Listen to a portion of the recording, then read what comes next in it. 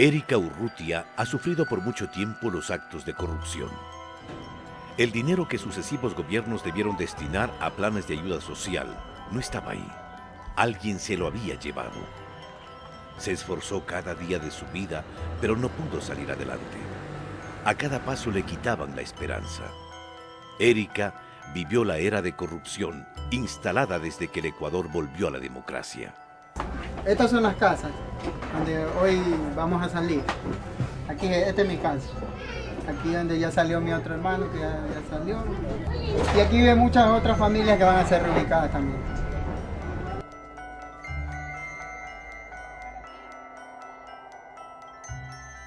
Dormíamos en esta parte de acá atrás.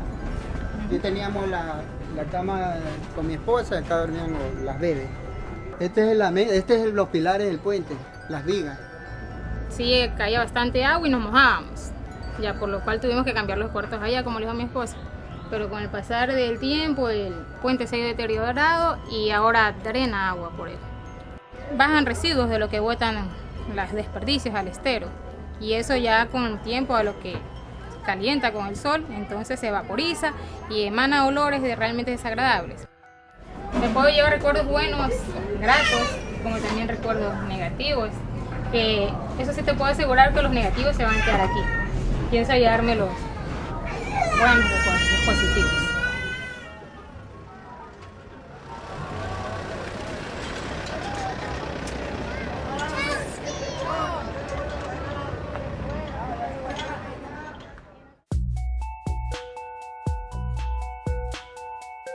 Yo había planteado algún momento, lo dije en una de mis primeras intervenciones públicas, poco después del 16 de julio, que yo creía que en aquellos casos en que hubiese duda, debía verificarse si el contagio real de los votos representa el acta. En 1978, el país recuperó su democracia, pero la frágil nueva edad de la nación se ensució enseguida con una actitud de corrupción política. El candidato perdedor denuncia un fraude. Más importante era su carrera política que la fortaleza de la naciente democracia. El fraude, ¿a favor de quién? Porque triunfamos los sectores populares, quienes expresamos categóricamente nuestro rechazo a una posición determinada y toda la campaña de infamias en el país que se han producido. Creo que tenemos que tener un poco de sindéresis en el Ecuador, porque este país está repleto de adjetivos en materia política. Y es muy fácil sembrar por el sendero de la duda el camino hacia la burla más sangrienta de las aspiraciones populares. Jaime Roldós Aguilera se posesionó como presidente. El primer mandatario murió en un accidente en el avión presidencial cerca de Loja, evento que no se clarificó totalmente. Nunca hubo una versión definitiva de los hechos. Las investigaciones fueron confusas. A la justicia se le pasó por las narices un probable caso de magnicidio. Le sucedió su vicepresidente Osvaldo Hurtado Larrea. Tras el desastre aéreo vino el desastre nacional. El presidente Hurtado tomó las deudas en dólares de los empresarios privados y las convirtió en sucres, la moneda nacional que era más débil que el dólar. En ese cambio de monedas se esfumaron miles de millones de dólares. Yo no puedo crear mediante métodos mágicos dinero para distribuirlo entre todo el pueblo ecuatoriano. Una serie de empresarios y de gentes del país se habían endeudado en dólares en el exterior y luego empezaron a presionar al gobierno para que se hiciera cargo de la deuda. Y el gobierno se hizo cargo de la deuda en dólares para que estos señores le pagaran en sucres a 3 años plazo y con bajos intereses, con lo cual prácticamente estos señores que contrataron deudas en el exterior terminaron licuando sus deudas, se evaporaron sus deudas y fue el país el que tuvo que pagar las deudas de esos sucretizadores. El país exigió la lista de los beneficiarios de la sucretización. Nunca se publicó esa lista. El mismo gobierno de Hurtado fue el garante de la compra de una procesadora de basura alentada por el alcalde de Guayaquil, Antonio Jana. El Contralor de la Nación de ese entonces concluyó lo siguiente. El precio original fue de 16 millones y se terminó pagando 60 millones de dólares. En su informe dio a conocer que el equipo se pudrió en el puerto de Guayaquil. Muy cerca de este escándalo y otra vez en Guayaquil, se fraguó otro, de la construcción del nuevo terminal terrestre. La Comisión de Tránsito del Guayas adjudicó a dedo la construcción de esta obra. La empresa extranjera, a su vez, contrató a Matrixa para la construcción de las vigas y las rosetas que no se fabricaron de acuerdo a las necesidades del edificio. El terminal pudo ser ocupado un año después y de manera parcial, pues se comenzó a derrumbar. El Estado ecuatoriano se perjudicó en $100 millones, pues le tocó reparar los daños. Ninguno de los involucrados en este caso fue sancionado.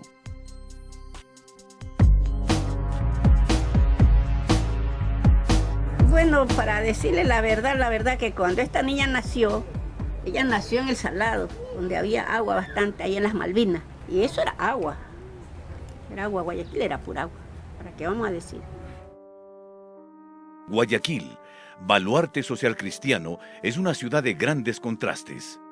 Erika nació ahí en el año de 1984. ¡Juro ante Dios y ante la patria que jamás os traicionaré!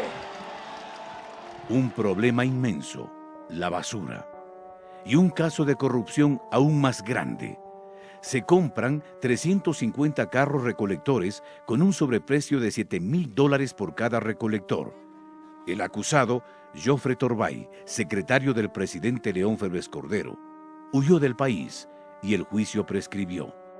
Lo siguiente fue el escándalo por la vía perimetral, una enorme autopista que pasaba justamente por donde tenía planes inmobiliarios el entonces gobernador del Guayas, Jaime Nebot Saadi.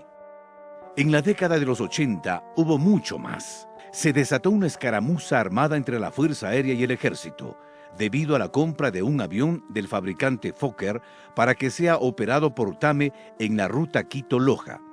En ese negocio también fue denunciado un sobreprecio.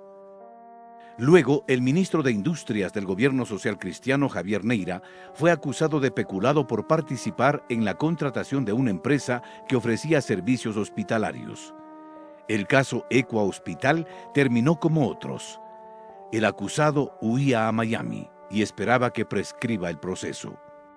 De igual manera, el presidente social cristiano, su yerno Miguel Orellana y el israelita Ran Gassit fueron procesados por pagos indebidos de $150.000 que supuestamente fueron usados para la lucha contra la guerrilla.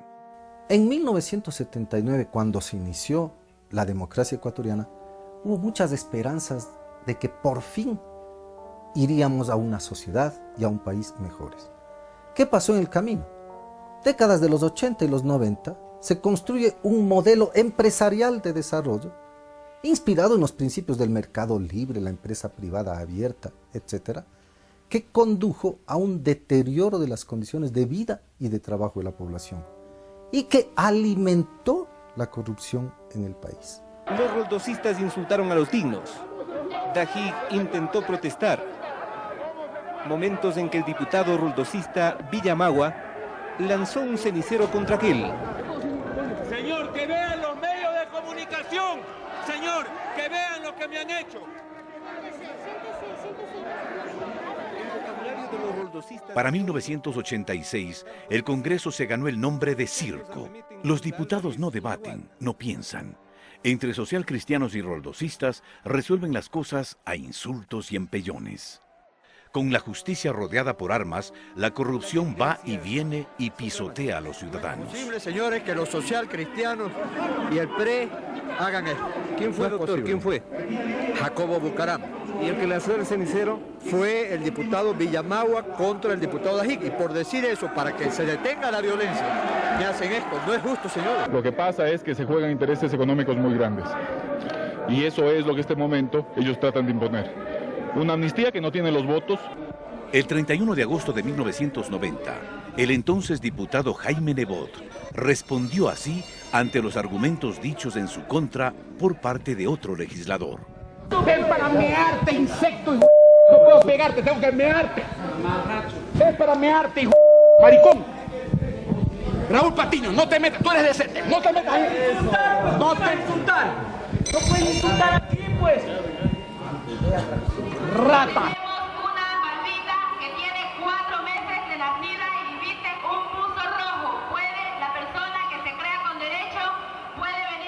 Elsa Bucaram es la alcaldesa de Guayaquil. Otra vez la ciudad es el botín de los pillos. Lanzó juguetes desde un balcón a los pobres como se lanza maíz a las gallinas. Una veintena de muertos fue el saldo de uno de los actos más inhumanos. Estoy en contra de la alcaldesa porque he perdido a mi madre. No solamente porque he perdido a mi madre, sino que ella no debe hacer esos entrega de juguetes tan bruscamente, anormalmente, porque ella es un ser humano y tiene que darle respaldo al ser humano, no hacer matar a la gente.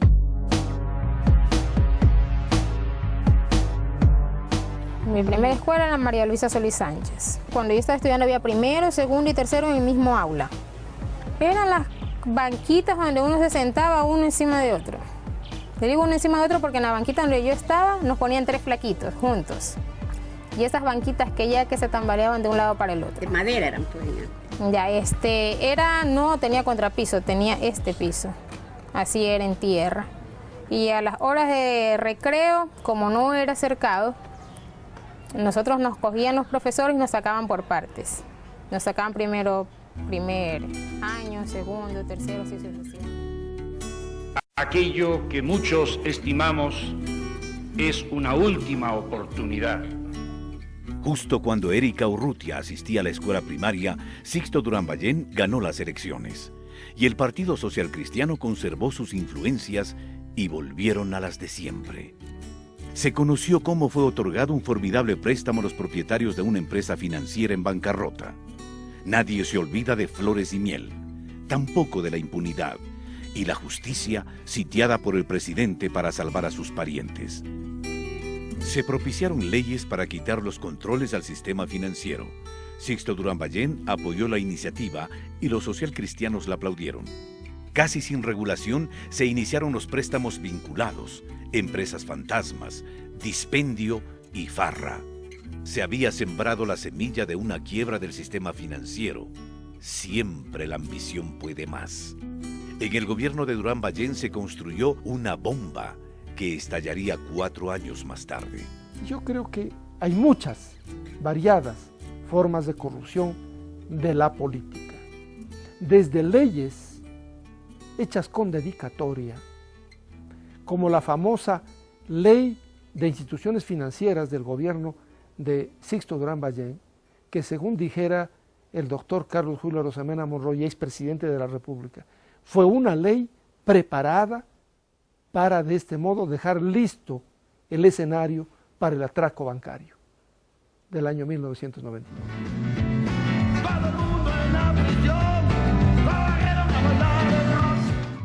El arribo del roldosista Abdalá Bucaram Ortiz añade colorido, música y baile a una tragedia vergonzante. Al presidente le tildaron de loco, 6 meses de ingobernabilidad y bochorno, medio año de rechazo ciudadano a un gobierno fallido que nunca despegó. No soy así, yo no sé. Bravo, bravo. Bien, ¿no? El gobierno roldosista puso al frente de la política económica a sus amigos, ricos banqueros, quienes financiaron su campaña, Álvaro Noboa y Roberto Isaías, entre otros. Para casualmente tratar de cumplir las metas sociales del abogado Bucaram. El gobierno del abogado Abdalá Bucaram subió los precios de los servicios públicos, las tarifas telefónicas, la electricidad en un 500%. Eliminó el subsidio al gas doméstico, impuso el cobro en los hospitales públicos y subió el pasaje del transporte popular. No paró el incremento mensual de los precios de la gasolina y de otros derivados del petróleo.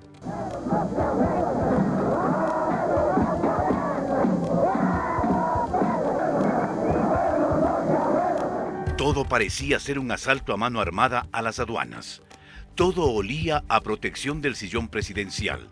Dejando la democracia rebajada al nivel de vergüenza, el gran protagonista simplemente se mandó a cambiar. Y esa misma tarde, voló para no volver.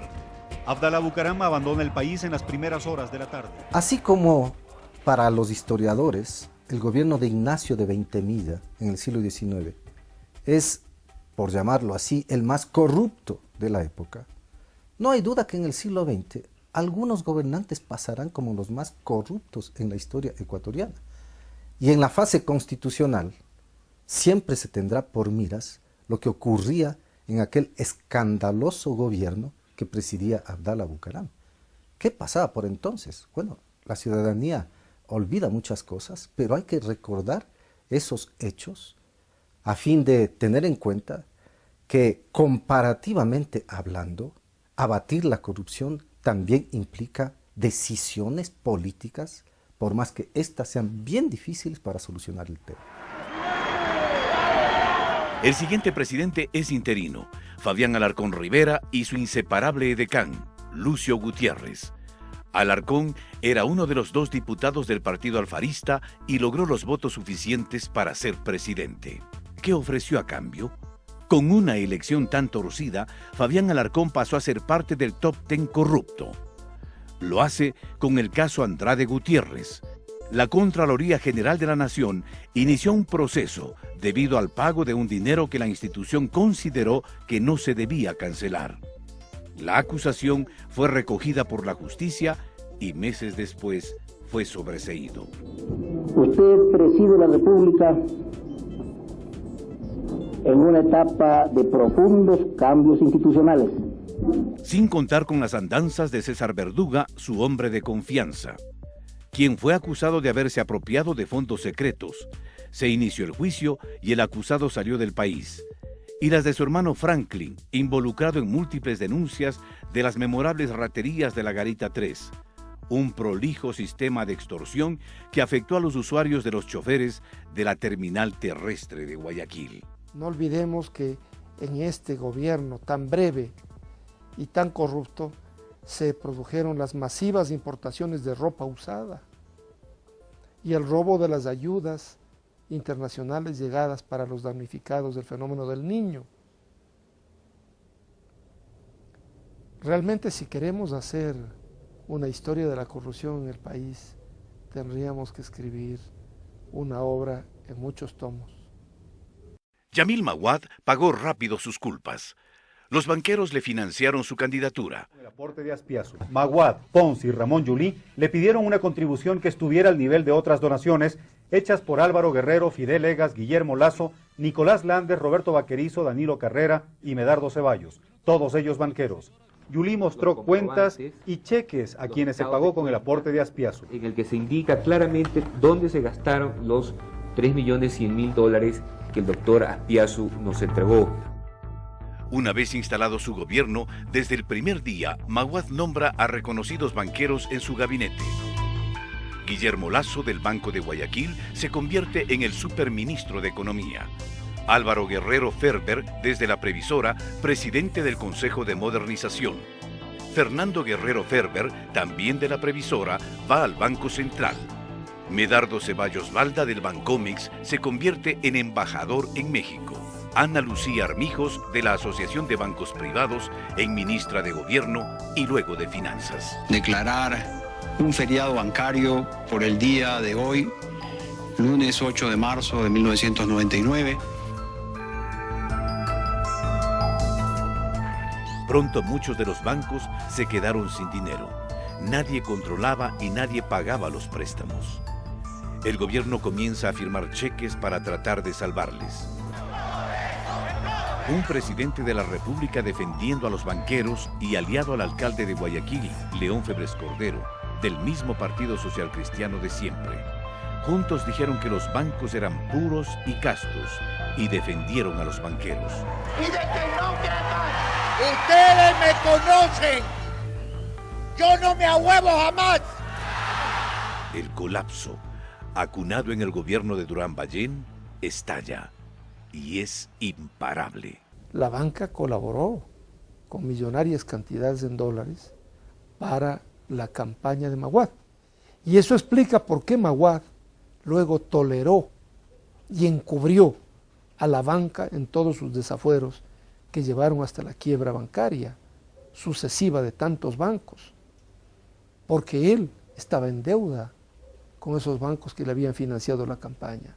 El gobierno jamás va a incautar, jamás va a confiscar las cuentas de nadie. No tenemos ni para comer ni para una taza de leche, señor. Tengo yo muchos hijos y no tengo ya que darles buey. Yo solo lo que vivía es de los intereses. Se abran las cuentas y los niños todos afanosos.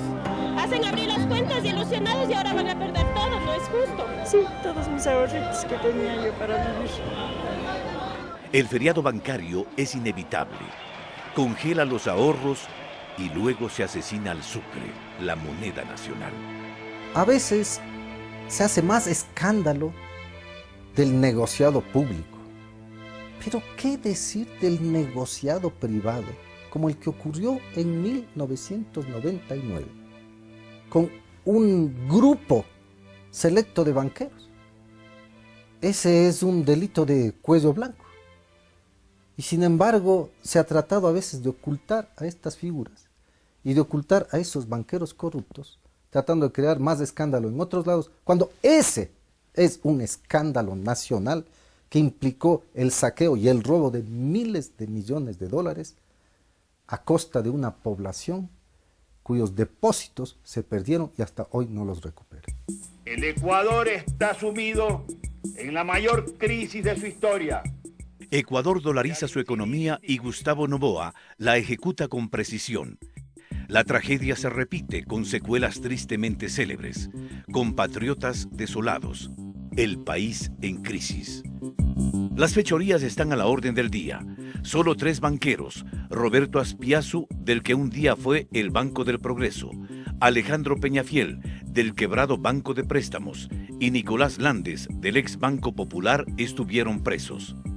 El resto, bien gracias, disfrutando en el exterior con el dinero de los ecuatorianos. Leonidas Ortega, del ex Banco Continental, los hermanos Roberto y William Isaías, del ex Firambanco, Roberto Vaquerizo Valenzuela y Washington Álvarez Valenzuela, del ex Banco La Unión. Son algunos de los nombres que figuran en la larga lista de banqueros que estafaron a sus clientes. Y como si nada, medios de comunicación involucrados. Periódicos que se jactan de independientes y objetivos como El Universo es liderado por quien fue uno de los principales y más cercanos abogados del banquero Roberto Aspiazu, Hernán Pérez Luce, editorialista y accionista del diario guayaquileño. Si de algo las personas que participamos en la formación y en la elaboración de la nueva Constitución, el doctor Aspiazu debería en este instante levantarse de donde está sentado y salir de este edificio. Y así lo vamos a hacer. El caso de la quiebra de Firambanco es emblemático. La otrora solvente entidad bancaria se liquidó por 2 ocasiones. La primera en manos privadas y la segunda por acción estatal. Fue el gobierno del presidente Gustavo Noboa el responsable de esta segunda caída. Una de las razones, según varios analistas, fue la falta de pago de los grandes deudores, entre los que se cuentan conocidos políticos y empresarios guayaquileños. Nuevamente, los poderosos, aupados por el gobierno, pulverizaron a los más pobres. Pero mientras la nación recupera el aliento, un sacerdote conocido como el cura Flores es nombrado gerente de las aduanas de Quito por el presidente Gustavo Noboa. El cura Flores huyó del país cuando fue sentenciado a 12 años por peculado durante su gestión en las aduanas de la capital. El gobierno de Gustavo Noboa también dejó una huella nefasta para el país. Ecuador acepta el arbitraje internacional en el caso de la devolución del IVA petrolero a cambio de que se lo incluya en la ampliación de las preferencias arancelarias. Durante la presidencia de Noboa, el canciller Heinz Meller autorizó unilateralmente el arbitraje internacional a favor de la empresa estadounidense occidental Oxy, que determinó que el Estado ecuatoriano devuelva 75 millones de dólares por impuestos. Hoy día el presidente está firmando el decreto de 0 aranceles para importación de materia prima, insumos... 6 meses después de terminar su gobierno fue acusado por el, en ese entonces, diputado socialcristiano León Febres Cordero de ocasionar perjuicios al país por 9.000 millones de dólares en el proceso de reprogramación de la deuda externa en julio del año 2000. Noboa entonces decidió salir del país para refugiarse en República Dominicana. ¿Cuándo viaja? Todavía no sé, vamos a ver. donde permaneció 2 años. Aquí está nuestra única esperanza, aquí está nuestro candidato presidencial, el candidato del pueblo, Lucio Gutiérrez, con ustedes, compañeros, compatriotas. Vamos a sacar el número 3 y bum bum bum contra la corrupción. Bum bum bum contra la corrupción, y con esto les vamos a cortar los dedos y las uñas a los corruptos. El 15 de enero del 2003, el golpista Lucio Gutiérrez empieza traicionando uno de sus principales ofrecimientos de campaña: terminar con la corrupción. Según datos publicados en el diario Hoy, el 1 de enero de 2005, durante el primer año y medio de gobierno se había hecho público al menos 50 actos de corrupción que involucraban directamente a instituciones que dependían del gobierno central. Con fecha 25 de octubre del 2000, el coronel Lucio Gutiérrez remite una fraternal carta al comandante Hugo Chávez Frías, presidente de Venezuela, a quien le envía efusivos abrazos y le expresa su admiración. Sabemos de sus grandes ejecutorias y estamos orgullosos de un líder latinoamericano que sintetiza la verdadera filosofía e ideología bolivariana.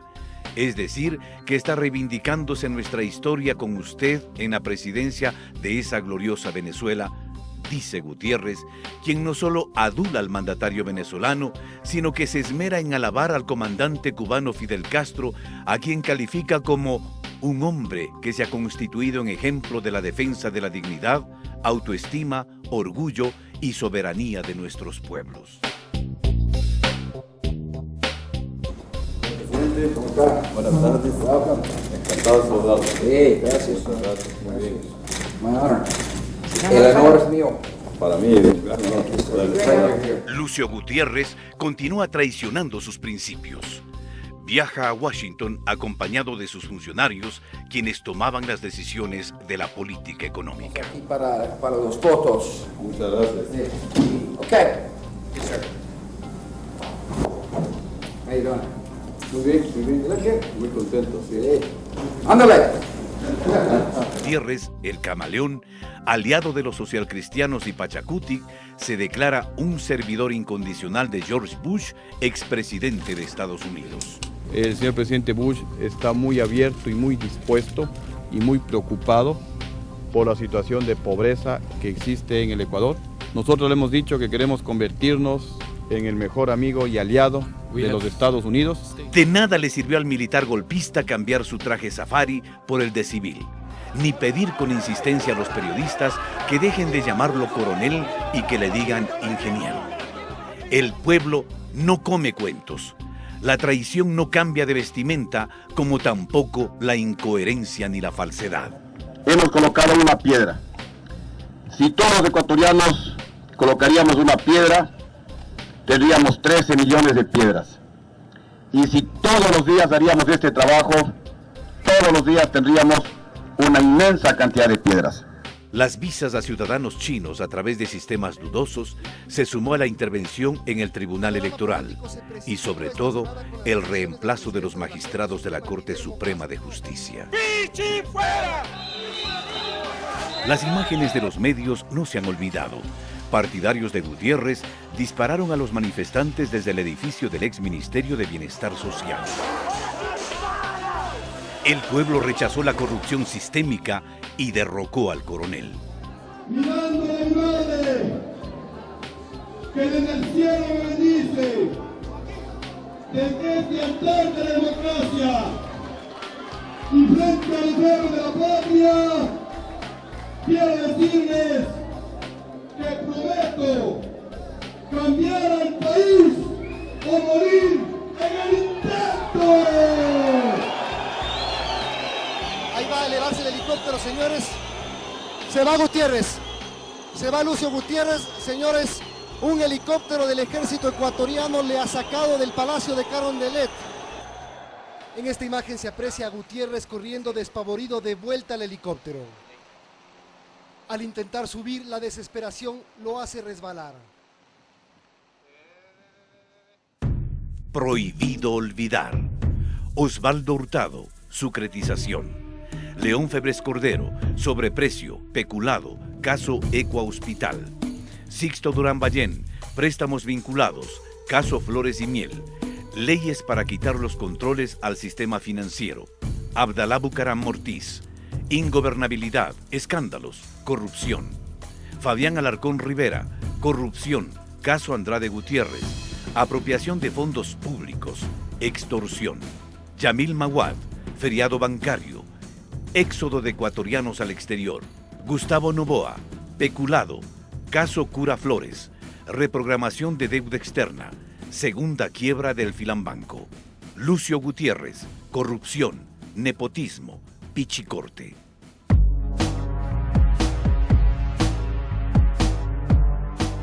Mi esposo se quedó sin trabajo y me tocaba dar a luz en maternidad. Entonces nosotros tenemos un televisor pequeño, lo vendió por $20. Tenía que darles de desayunar, tenía que darles de almorzar. Y para colmo, estaba embarazada y me tocaba un chequeo, tomarme una ecografía. Dinero que no me alcanzó. Me sentí la mujer más infeliz. Porque imagínate, tan solamente abrir tu nevera y encontrar unas papas y sanguchárselas a tus hijos.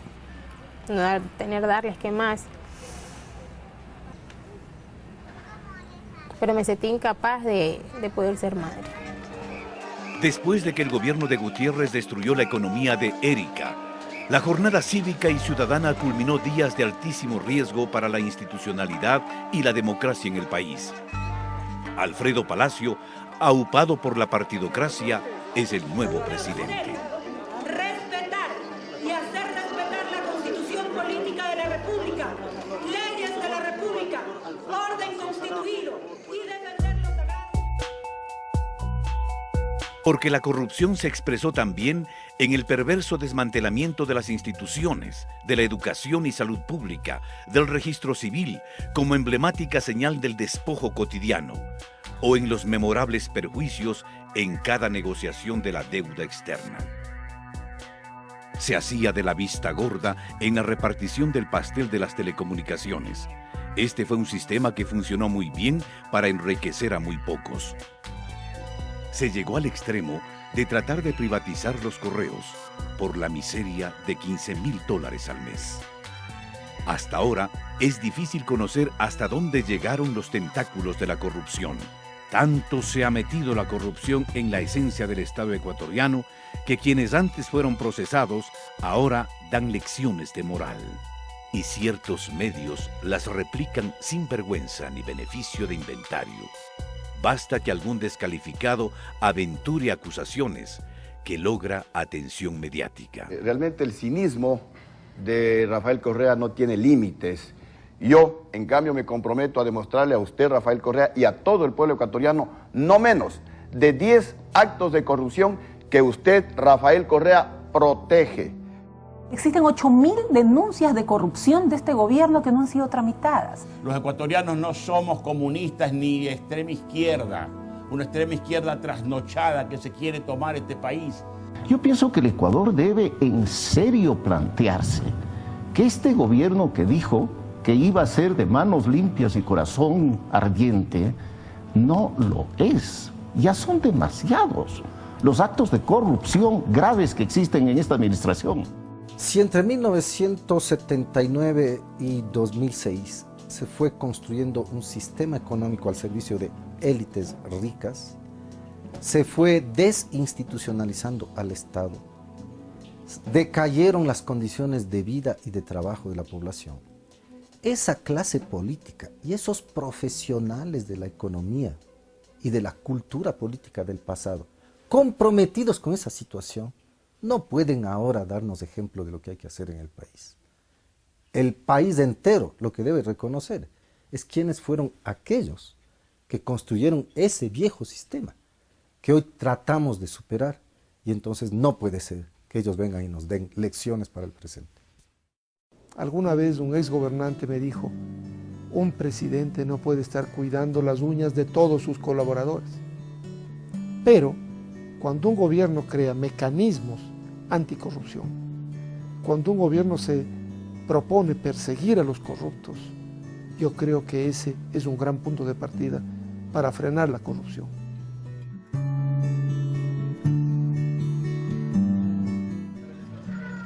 Un recuerdo de que alguna vez vivimos ahí, porque incluso hasta el puente va a salir, todo eso va a ser regenerado. Entonces, cuando venga alguien, ¿sí? ¿Eso dónde es? Este era el puente de la A, le voy a decir. El puente de la A, y aquí vivía yo.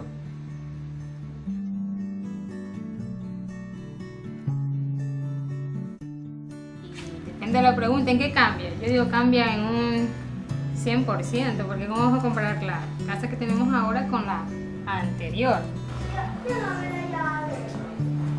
Con la Revolución Ciudadana nuestra vida ha cambiado, que nuestros hijos puedan tener una educación de calidad, más de la que nos brindan los profesores que ya se encuentran ahí, porque basta que con ellos nos den esas ganas y ese entusiasmo de que los pelados quieran estudiar día a día. Fueron 33 años de nada, de vacíos, de abusos y corrupción. Toma tiempo rehacer tanta desidia, pero es el compromiso. Hoy Erika habita en una casa llena de luz y esperanza.